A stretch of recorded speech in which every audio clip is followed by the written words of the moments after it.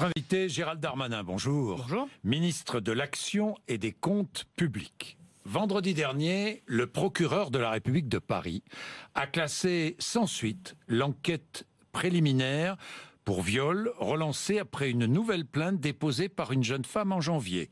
Vous êtes soulagé ? Moi, je ne faisais pas de commentaires pendant l'enquête préliminaire. Je ne vais pas faire de commentaires une fois que l'affaire est classée. Je fais confiance dans l'institution de mon pays et je suis à ma tâche de ministre. Il n'a pas été établi d'absence de consentement de la plaignante, pas de contrainte, de menaces, de violence. La plaignante a la possibilité maintenant de déposer une plainte avec constitution de partie civile. Vous avez aussi déposé plainte de votre côté. Vous irez au bout ? Oui, j'irai au bout de ma plainte pour dénonciation calomnieuse qui est déposée depuis juillet dernier. Il y a eu 2 enquêtes préliminaires. Il y a eu 2 classements sans suite sur la même affaire en moins de 8 mois. Je ne suis pas sûr que ça arrive souvent. Mais voilà, j'ai pas de commentaires à faire particulier. Mais pour obtenir la condamnation de cette jeune femme ? Écoutez, ce matin, M. Bourdin, moi je suis pas venu pour faire du bullshit médiatique, comme diraient certains. Moi je suis venu pour vous parler sincèrement et de mon activité ministérielle. Je réponds bien évidemment à vos questions. Oui. Mais comme c'était entendu. Cette affaire est classée par 2 fois en 8 mois. Voilà, donc j'ai pas de commentaires à faire. Bon, une autre affaire. Vous avez peut-être un commentaire à apporter sur cette autre affaire.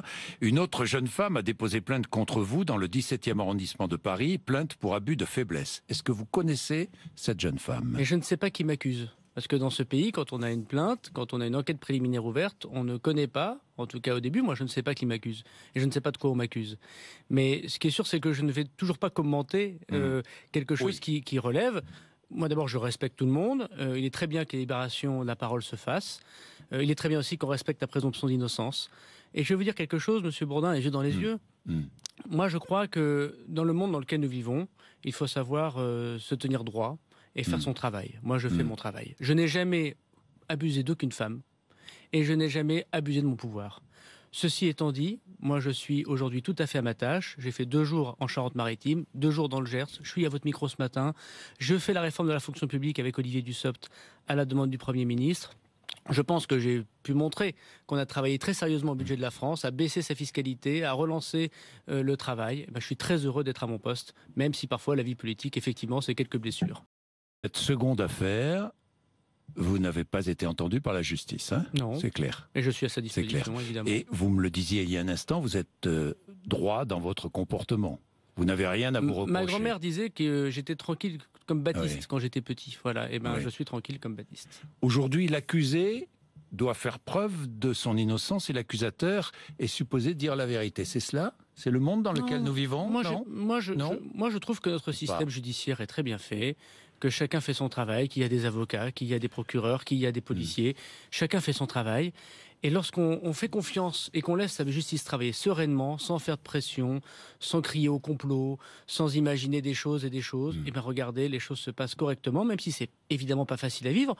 Mais ce qui arrive à un ministre arrive à plein de citoyens, et à plein de gens. Et vous savez quoi, à la fin, ceux qui sont coupables sont condamnés, et ceux qui sont innocents ont des classements sans suite. Et moi, j'attends ça. Alors vous êtes là parce que j'ai sollicité votre venue, vous avez accepté.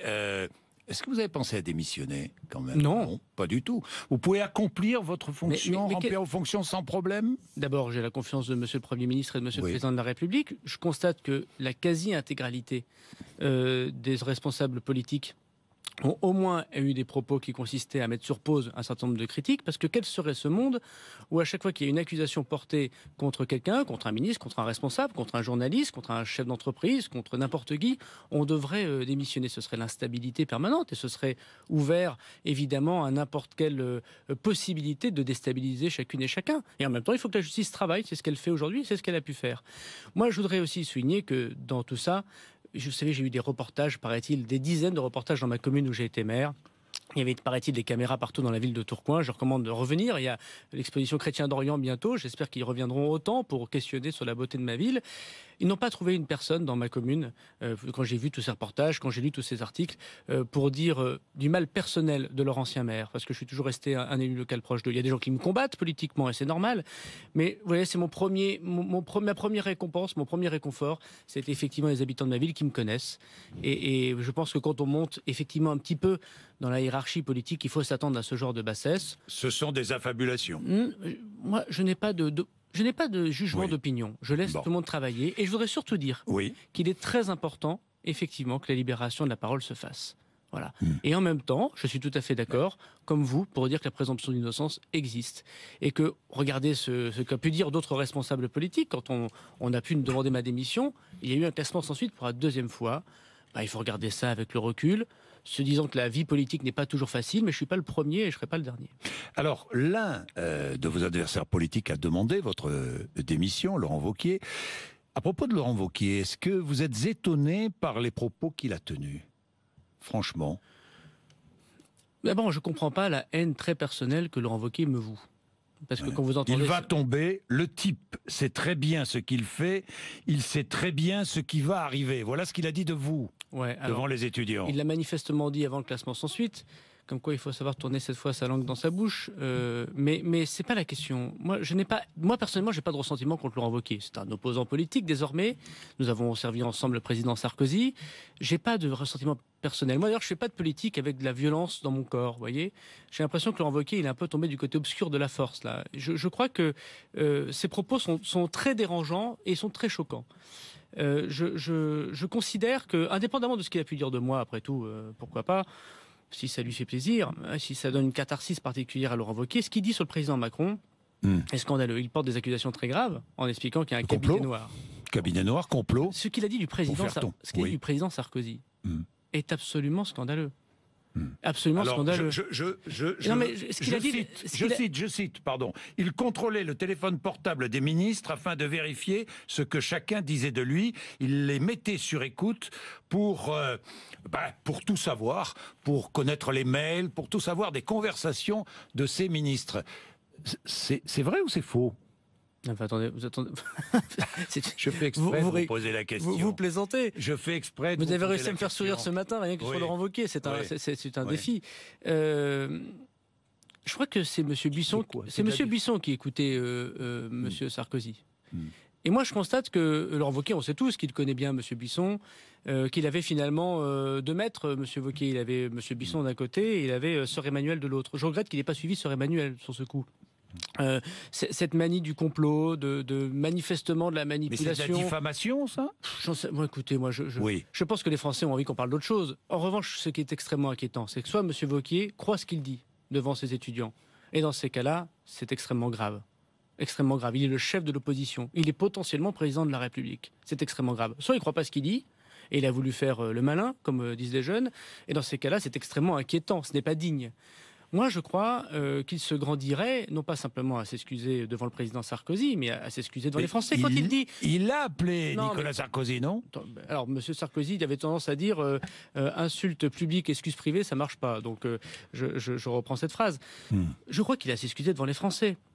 Qu'est-ce qu'il a dit au début de son enregistrement, même si effectivement celui-ci semble être volé et qu'en soi c'est une mauvaise pratique. Il dit je ne vais pas vous refaire le bullshit médiatique. C'est-à-dire qu'il avoue qu'il est duplice. Il avoue que quand il parle dans votre micro, M. Bourdin, ça vous fera sans doute plaisir, quand il parle dans les meetings, quand il parle médiatiquement aux Français, il ment. Et il ne dit pas ce qu'il pense. Et que quelque part, il y a d'autres moments où il ne dit pas les mêmes choses qu'il dit devant le micro. Vous savez, ça s'appelle de l'insincérité. Un responsable politique ne peut pas être insincère à ce point. C'est pas Frank Underwood, on n'est pas dans la série House of Cards, on n'est pas dans le cynisme absolu. Les Français, ils ont élu M. Macron face à Mme Le Pen. Il y a quasiment la moitié des Français qui vont plus voter aux élections. On ne peut pas avoir des responsables politiques qui fonctionnent comme ça.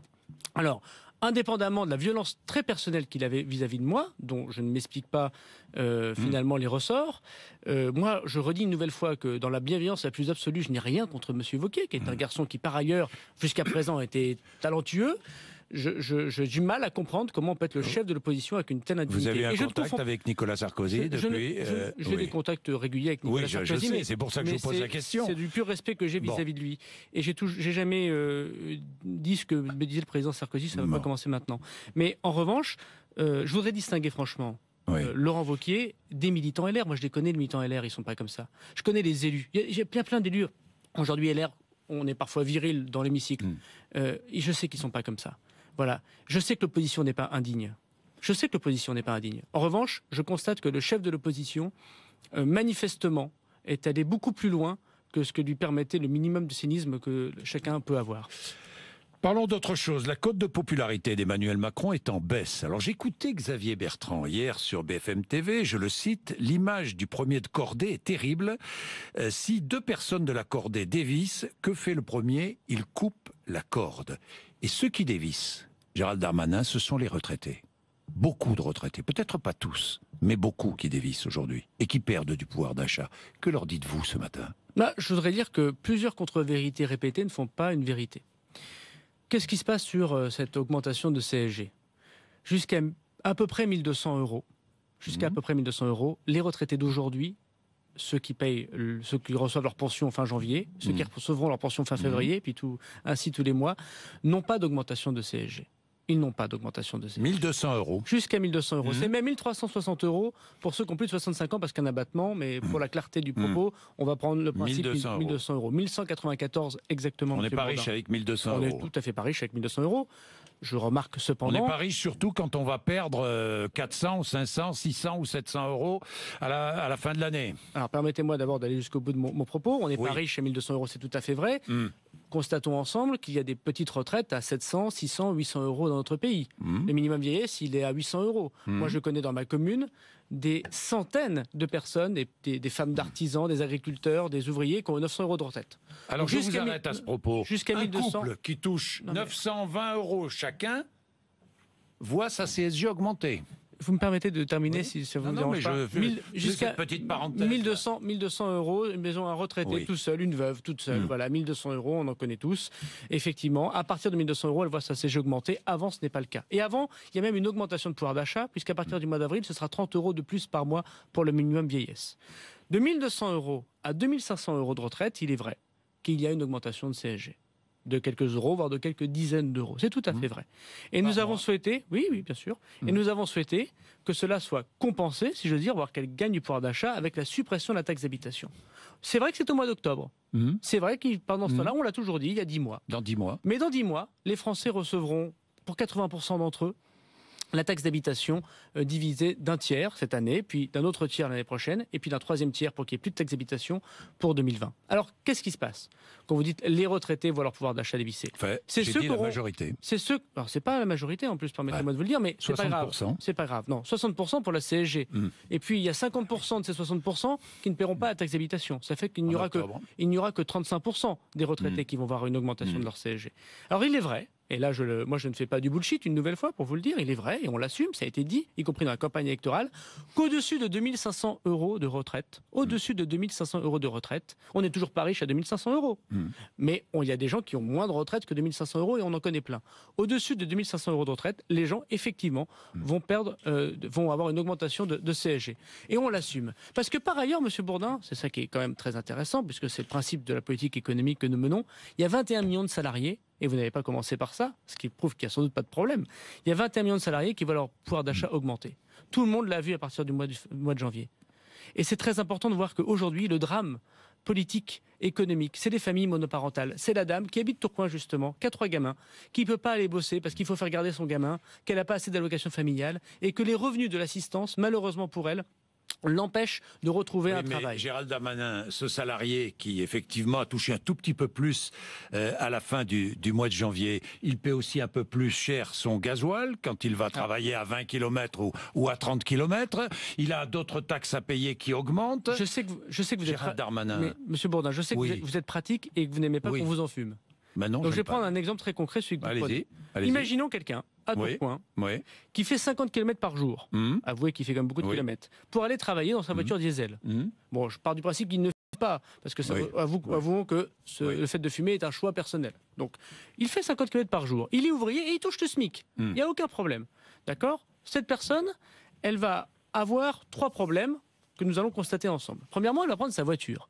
Et 50 km par jour, avec une voiture assez vieille, qui consomme beaucoup, un plein par semaine. Il aura 200 euros, effectivement, d'augmentation de sa fiscalité diesel. Ça va lui coûter 200 euros, ce que nous avons décidé. C'est vrai, il aura 200 euros de moins de pouvoir d'achat. Mais il a par ailleurs 250 euros de plus de pouvoir d'achat grâce à la suppression de ses cotisations s'il est ouvrier. Et par ailleurs, puisqu'il est ouvrier qui est au SMIC, il paye sa taxe d'habitation. Puisque au SMIC, vous payez votre taxe d'habitation. La moyenne de la taxe d'habitation en France, c'est 600 euros. Il y a des plus, il y a des moins, admettons. Un tiers de moins, en octobre c'est 200. Donc il a 450 € de pouvoir d'achat en plus. Donc pas de problème de pouvoir d'achat dans notre pays. Et 200 € de pouvoir d'achat en moins. Mais bien sûr que si, c'est pour ça qu'on fait ces réformes. C'est parce qu'on trouve qu'il y a des problèmes de pouvoir d'achat.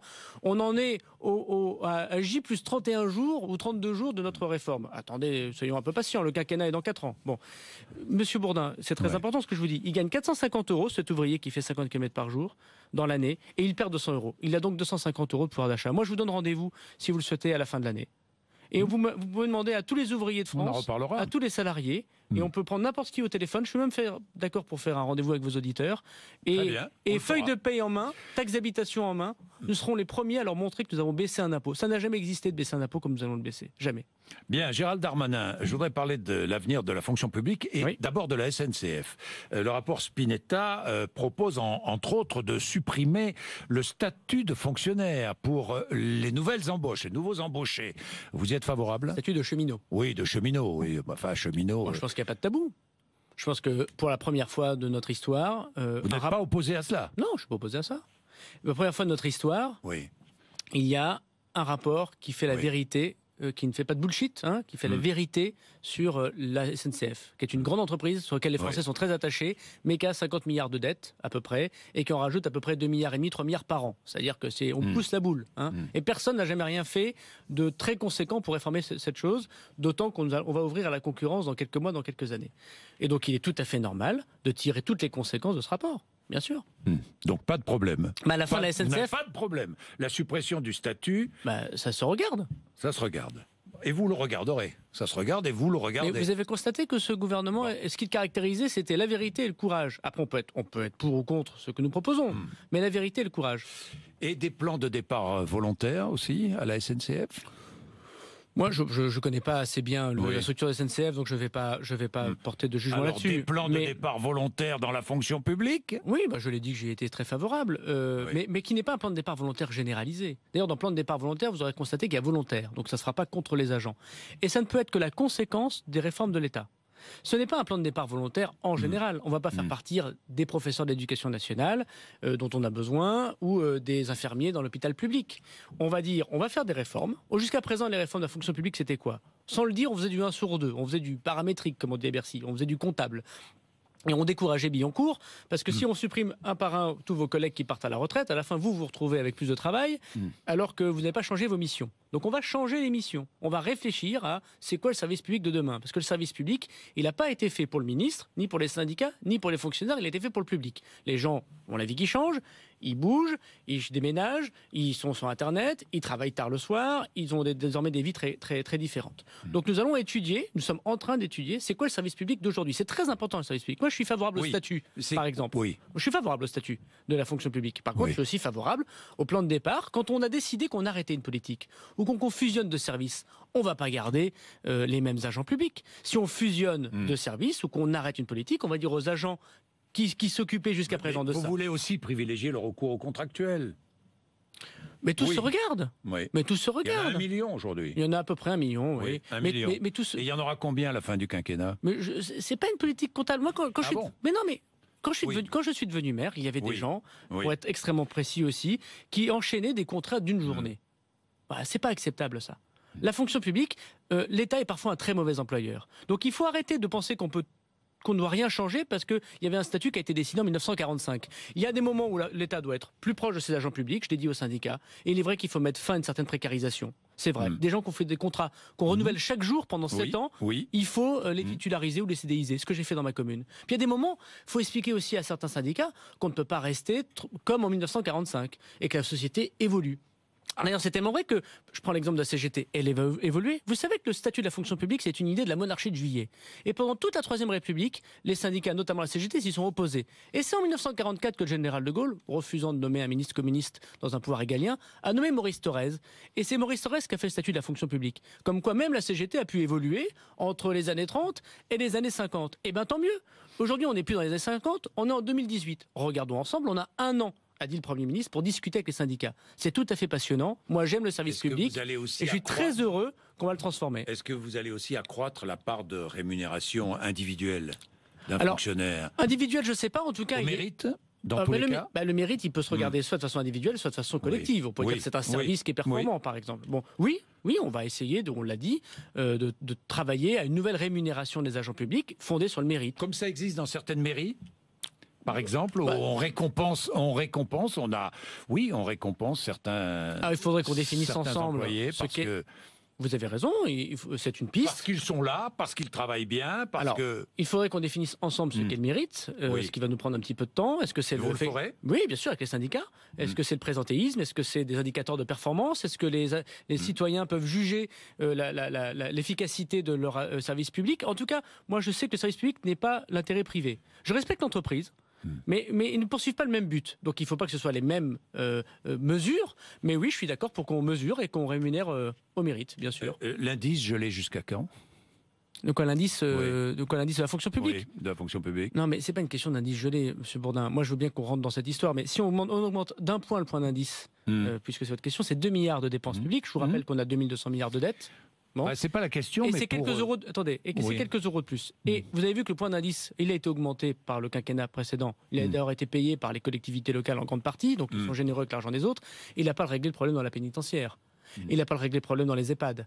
Il n'a pas réglé le problème dans l'hôpital public. Donc il vaut mieux faire de la dentelle que de la grosse Bertha, si vous me permettez cette expression. Il vaut mieux regarder là où effectivement les agents publics sont mal rémunérés. C'est le cas de l'administration pénitentiaire, c'est le cas de l'hôpital public, et de faire pour le coup de la dentelle, voir ce qu'on peut faire pour améliorer leur rémunération, que d'être généreux avec l'argent des autres, faire de la bonne politique, au sens démagogique du terme, dépenser 2 milliards sans résoudre des problèmes. 2 questions pour terminer. La revalorisation des pensions de retraite, pas avant janvier prochain, on est bien d'accord?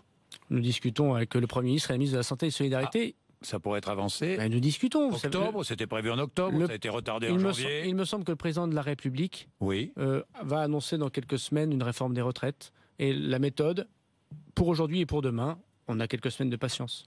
Donc il est possible que les pensions soient revalorisées avant la fin de l'année 2018. J'entends bien. Vous ne trouvez pas qu'il y a beaucoup d'annonces déjà? La SNCF, la fonction publique. Non, mais je vous dis ça. Oui. Attendons quelques semaines. Non, parce que je pense aux retraités, moi, qui nous écoutent. Ah oui, mais moi je pense à eux aussi, bien évidemment. Oui, et qui, qui parfois. Et je pense aussi, mois. Mais moi je n'oppose personne. Je pense aussi à tous ceux qui ont votre âge ou le mien, M. Bourdin, et qui se demandent quand est-ce qu'ils vont partir en retraite, selon quelle rémunération. Les gens qui aujourd'hui rentrent. Je partirai avant vous, je vous le dis tout de suite. Oui, si on écoute M. Wauquiez, c'est pas vrai. Mais si jamais on a la rémunération, quand vous rentrez à la fac aujourd'hui, je suis sûr que les étudiants à la fac se disent pas qu'ils auront une retraite par répartition. Il faut sans doute les rassurer. J'ai une dernière question là d'un auditeur qui a combattu en Algérie du 3 juillet 1962 à juillet 1964. Est-ce que vous allez accorder la carte d'ancien combattant à ces... Mais il se trouve que quand j'étais parlementaire, moi j'ai fait une proposition de loi. Mais je sais. Et Emmanuel Macron a fait la promesse, lui. Mais je vous dis ce que moi j'ai fait. Oui. Quand je suis rentré au gouvernement, j'ai discuté avec les associations d'anciens combattants et je leur ai dit que je porterai auprès, avec la ministre Madame Darrieussecq, qui est une très bonne ministre d'anciens combattants, le combat pour la mémoire, pour les veuves. Alors nous avons revalorisé cette année les veuves et les harkis. Oui. Il y a une grande injustice pour les veuves et une grande injustice pour les harkis. Et nous travaillons dans le quinquennat, puisqu'il y a une augmentation du budget de l'armée, à ce que les anciens combattants, y compris dans cette date compliquée, je ne veux pas prendre la décision à la place de la ministre des Armées, mais nous y travaillons. Merci Gérald Darmanin, 8h57 RMC BFM TV.